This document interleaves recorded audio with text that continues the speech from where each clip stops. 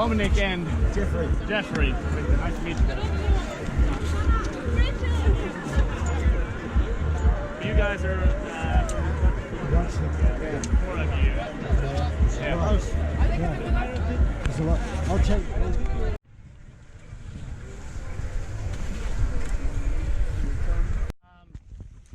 Bridget, who did you talk to? This guy here. Fantastic. And who's the other one? I'm here. Yeah.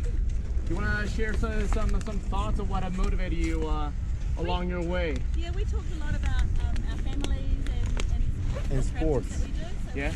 we enjoy skiing because we like it socially Yeah. as well. Socially aspect right there. Yeah, fantastic. Yeah. Cool. Yes. And all of us like the sports. Yeah. Yeah. So you're all into different kinds of You sports, but you yes, gathering around the alpine Yes. skiing. We talk about alpine skiing, about bicycles and everything. Yeah. Okay. Yeah. And it's all about the social aspect that you get from there. Yeah. Fantastic. Any other ones? Lena, who did you talk to? Just my American friend, Dave. Dave, what did you guys say? We talked about what motivates us. Yeah. I started as a lady, started before he was born. In the belly. It was all about a personal challenge. Yeah, cool. Just being like aware of why you are participating in different types of sports or why you are making different choices gets you a greater part of the whole process, because everything we do in life is based on learning.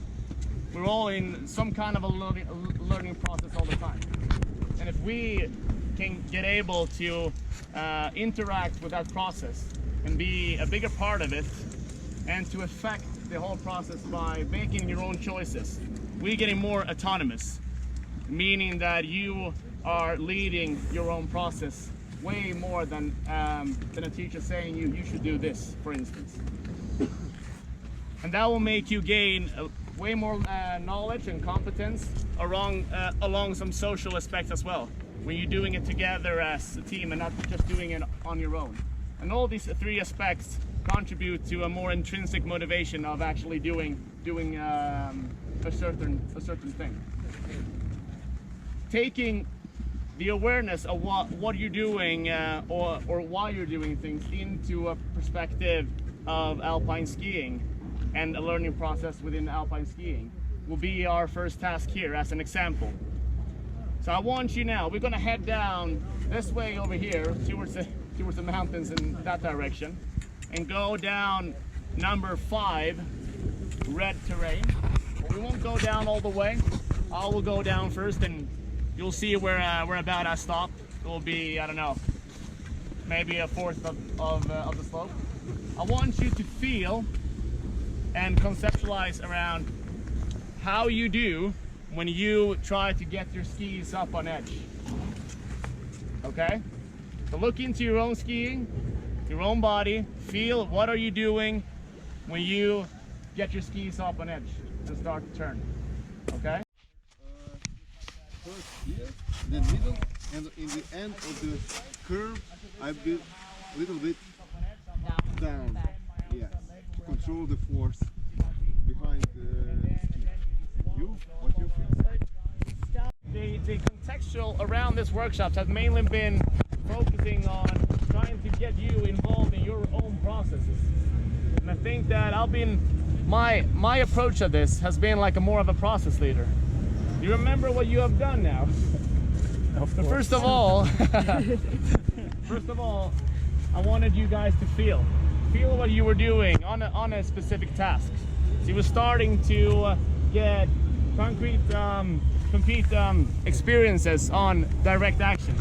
Thank you. And then I paired you up into groups of 3. Okay.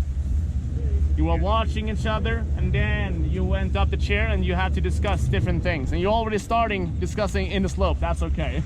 It's all good. But I wasn't there sort of steering you and in different directions. And this is all depending on the level of the group. If I'm working with I was speaking to some of you guys around this question. if I having a first timer on slopes, I might need to take a role where I'll be more in charge and direct this person in this way. But if it's a group of very experienced skiers, instructors, guests, or whoever, I can be a little bit more open and sort of see where they're going. Because your experiences, how you conceptualize all your terms of how you were getting your skis up on edge, might have been a little different. So I was letting you experiment actively with these types of different aspects and approaches. That made you probably were gaining more experiences, new experience of those direct actions. And this all is a part of the experimental learning that we in Sweden think is one of our great methods for learning. And that you can be a bigger part of your own process. So that's the whole concept of the whole idea.